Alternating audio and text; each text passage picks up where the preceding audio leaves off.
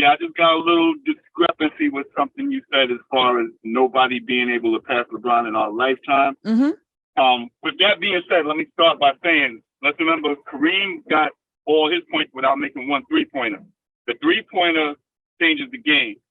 Steph Curry, if given 20 years, will pass LeBron. Okay. Wait. Steph Curry right now is out indefinitely and has shaky ankles. 20 years, Steph Curry. How old is Steph Curry? So like things got to make sense. And I love that you love Steph Curry. He's 34 years old. So you saying Steph Curry's going to play till he's 54? No, I'm talking about in total. He's not. How many years is Steph? He will be 35. Wait, hold on. Steph Curry's going to be 35 in March. LeBron is 38 and y'all already putting him out the pasture. And Steph Curry is injured out indefinitely this year, not even averaging as much as LeBron, who's still playing. And he's 15,000 points behind him, which is at least 4 seasons. So let's give him 4 seasons. But LeBron doesn't score another basket 4 seasons from now, Steph Curry would be 38 years old, the same age as LeBron, and he would have to average 30 points a game every single season for the next 4 seasons. You believe that can happen, Derek? No, my point is, if given the same amount of time. But he's not given the same. No. Come on, let's stop being emotional about this. Let's just I said something that I stand by. I don't think we're going to see anyone reach, and LeBron's going to get 40,000 points because he knows that that's almost untouchable. I'm not saying it's ever not going to be reached because it will be reached. I just don't think you're going to see it and I'm going to see it. Maybe 100 years from now, there's going to be somebody that's going to come in and drop 50 points a game if there is still a world. And they're going to come in at 16 and play for 20 years. But that's like no injuries, no issues, no pandemic. Like all of these things have to come into play, and it has to be a perfect situation. I'm just saying, let's get this man his flowers and stop being emotional about it. Listen, Wardell Curry II is an amazing human being. But if we're going to go there, I would say Mahmoud Abdul-Rauf could have been way better had he not had his career upended by the NBA. But like, this is not a discussion about that. This is about somebody that's great. Can we sit in greatness for a minute? Dr. Amin, let me bring you in because can we sit in greatness and appreciate it without always having something to say? Let me welcome to the show the TEO of Calabash Tea and Tonic. That's in the DMV area. She, of course, is a whole doctor of all things holistic and healing. Let me welcome back to the show, Dr. Sunyata Amin. Hello. Hello, Professor Hunter. It's so happy. It's a happy day for me. Always a happy Wednesday when I can hang out with you. Thank you. So can we sit in greatness was a question, right? Yes. Can we just appreciate greatness without always bringing something else into the pot?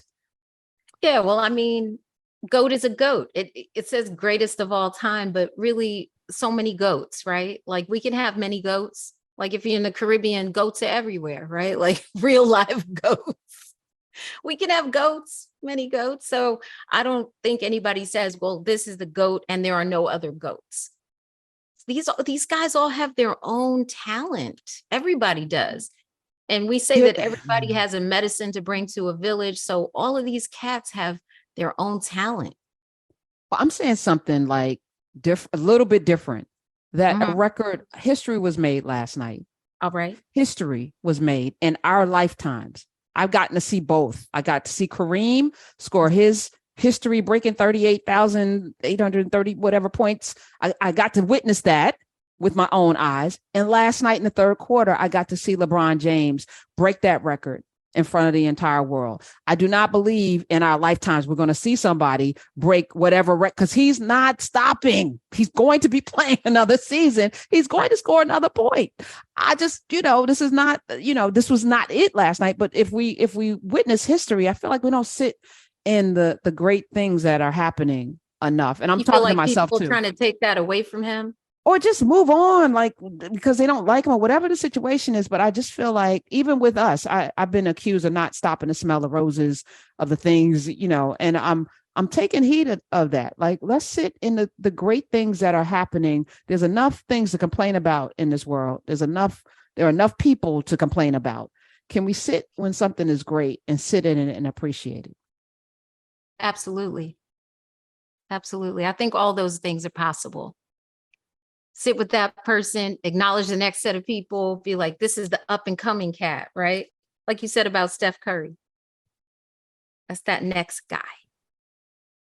You think he's going to get there? Is that the thing? You don't No, think? I absolutely do not think Steph Curry will ever reach LeBron James. But but it's math, like I look at this, and not because I'm hating on him. I don't want him to. I don't have I don't have what do you call it? A dog in this race per se, but you just got to look at the sheet and say, here's what it would have to take. Now, maybe Steph Curry's the type of guy who says I can average 35 points over the next 5 seasons. Maybe that's on his to-do list. And if that's the case, then I think he'll be unstoppable to get there. Because, there's certain people, when they put their minds to doing something, they can do all things. But I really think LeBron had this on his to-do list. He even said to his sons, okay, here's what he came in. I got to average 8 points every quarter. And by the fourth quarter, like he had a game plan for how he was going to do it last night on the 7th day of Black History Month. And I'm saying that I think he was intentional about doing it in Black History Month before the All-Star game too. I feel like he wanted to go into the All-Star game with that. Like at every step, this is a young man who started his life in a way that didn't really honor his humanity, born to a mother who was battling drug addiction, right? And not really having a dad there, but has figured out life in a way where you take your people with you. You train your people so that they're great. You release them into the world to be great. You raise your children. You're there with your, I'm a wear bracelet to remind me to not be an embarrassment. I'm going to go out. I'm going to empower my community. I'm going to go back. I'm going to win a championship since, I went and won one with my friends. Now I'm going to come back and win with, I just feel at every turn he has been intentional about the things that he was going to deliver to the world. And that should be more than even on the court stuff, should be also praised, because we all have a life, and how intentional are our lives? What are we doing? What's on your vision board? Right. Are you also counting the stuff that he does off the court in terms of his endeavors for bettering his community with scholastic achievements, et cetera? Or you just talking about the sport? Yeah, I added that into the conversation just now. Yes. Yeah. I'm just making sure people acknowledge that. That's a big deal. There are a lot of folks who are GOATs per se, who just never did that. So this is really important. He's an exemplary human being. He deserves that.